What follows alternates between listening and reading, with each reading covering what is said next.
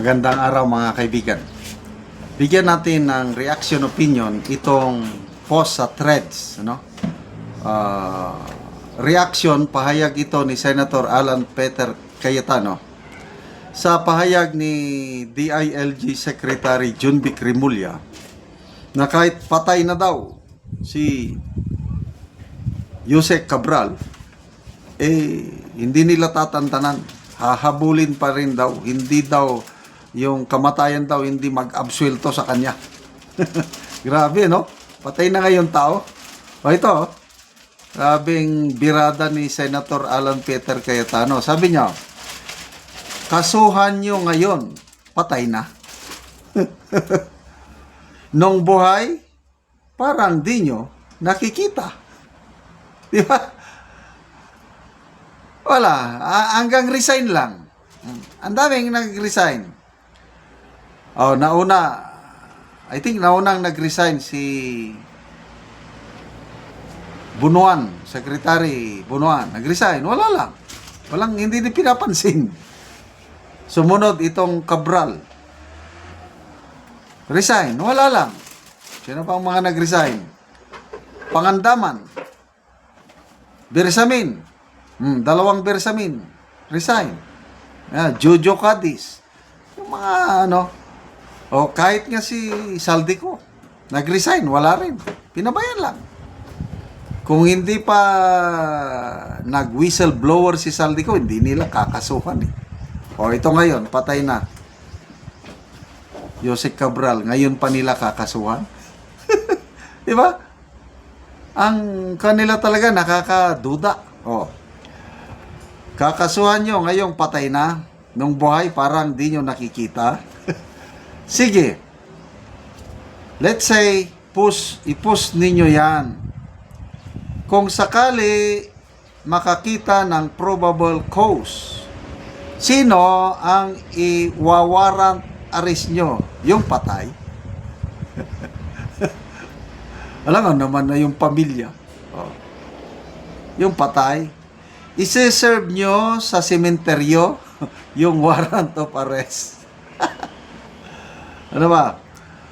Paano haharap sa korte yan at susumpa na magsasabi ng katotohanan at parang katotohanan lang?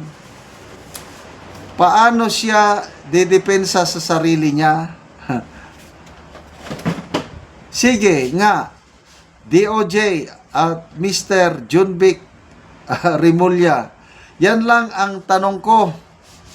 At kung makokonvict, ikukulong nyo sa bilibid yung ataol. Grabe naman ito. Real talk talaga si Senator Alan Peter Cayetano. But yes, talaga. Bakit ngayon lang sila kumilos, gumalaw? Parehas lang talaga kay ex-congressman Saldico. Muna, deadma sila sa panawagan na i-cancel nyo na ang passport. Salamat kay Congressman Toby Chanco. Sila yung nananawagan, i-cancel. Chanco, ito yung mga maalala ko lang na nananawagan na i-cancel ang passport. Toby Chanco, ex-Senator Franklin Drilon, ex-Ombudsman Conchita Carpio Morales. Ito yung mga prominent. Marami pang nananawagan na i-cancel ang passport. Kaya lang, wala, deadma ang Marcos Jr. administration. Hindi daw pwedeng i-cancel ang passport. Dahil kailangan sundin ang due process. Mismo ang Pangulo, nung tinanong siya ng media, we cannot cancel the passport. No. Kaya lang, nung nagsalita na, si Saldico, ang bilis. Ngayon, cancel ang passport, may warrant of arrest. Kaya lang, tinatawanan sila ni Saldico dahil nakapagtago na. At least, buhay si Saldico. Ito, si Yusek Cabral. Ngayon lang sila, no? According to Congressman Leandro Libeste, gusto pala niyang mag-whistleblower of state witness. Kaya lang, bakit hindi natuloy? Diba sayang? Dahil ang daming nalalaman itong si Jose Cabral, gusto niyang magsalita, kaya lang, wala lang. O ngayon, natataranta sila, gustong kunin yung cellphone, yung laptop ata parang nawawala. Kaya lang sabi ni Congressman Libeste, nandun sa laptop o computer, yung mga files, nandun yung listahan ng mga proponents, mga mambabatas, proponents sa mga insertion sa DPWH. Diyan sila ngayon kinakabahan kung lalabas. Kasi sabi ni Congressman Libeste, pag lumabas yon, tapos na ang investigasyon. Malalaman na ng buong bayan sino yung mga king and queen, princess, mga duke, mga...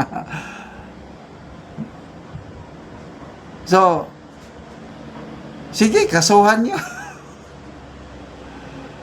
Nakakalungkot na ang mga pangyayari sa gobyernong ito. Akala natin, ako, personal ko, akala ko nung magsabi ang Pangulo na mahiya naman kayo, sabi niya sa sona niya.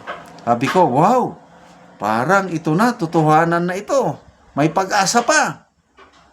Kaya lang, nung mabuo yung ICI, tapos isa-isang nagre-resign yung mga na-appoint, Magalong, tapos ito si Commissioner Dave Singson, may balibalita, pati si General Azurin, tapos wala pang pundo.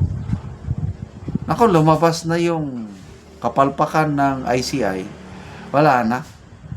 Nakita ko na.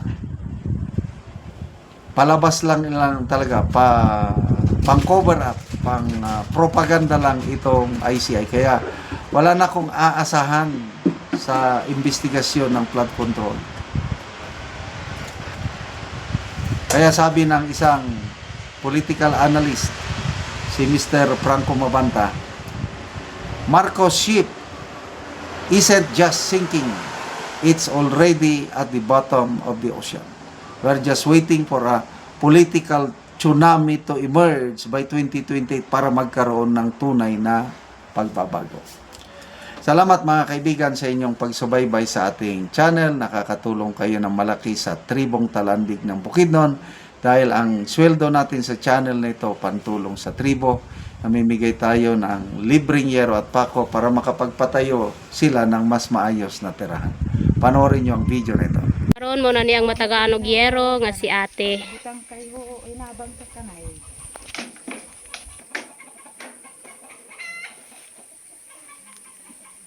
So mao ni ang balay ni ate. So kawayan lang siya. So makita nimo nga natagaan siya og yero. Dako gid akong pasalamat nga nabutan ni atop nga bisag layo ang amua. Dagan sa alamat sa Ginoo.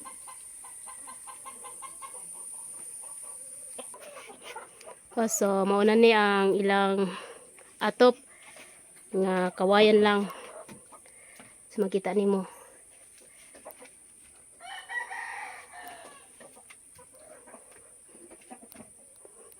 So mao pud ni ang ilang kahimtang ng mga gamit. So kawayan ang atop, kawayan pud ang dingding. So ang salog, so luoy kay sila. So karon ate, unsay imong masulti nga natagaan kag yero nga makaatop na gid ka ug mapulihan na ang imong atop nga kawayan. Salamat sa Ginoo kay naabutan mig atop bisag layo mi. Dagang kaayo salamat sa inyo kay na kaatop na gid mi nailisan na among atop nga luoy sad kaayo. Oo. So pila na ni katuig te? 8. Walo na katuig ang balay ni ate. So kawayan lang siya. So na kay anak te? Naa. So nag-eskwela? Upat o isa ra ang gaeskwela. Isa ra. So naay anak si ate. Upat, isa ang nag-eskwela. So pila na day mong edad te? 43. So 43 na ka ate. So nganong kawayan man ang inyong kuante atop? Di manggod ka hampudan sa among paniguro kay O tungod sa inyong kalisod te, kutobra sa pagkaon ang inyong makwartahan. So panguma lang ang inyong kuante. among Paningkamot. panginabuhi. Oo. So si ate panguma lang ang ilang kuan. Salamat sa Ginoo sa nakatadaw video. Salamat kaayo te. Salamat.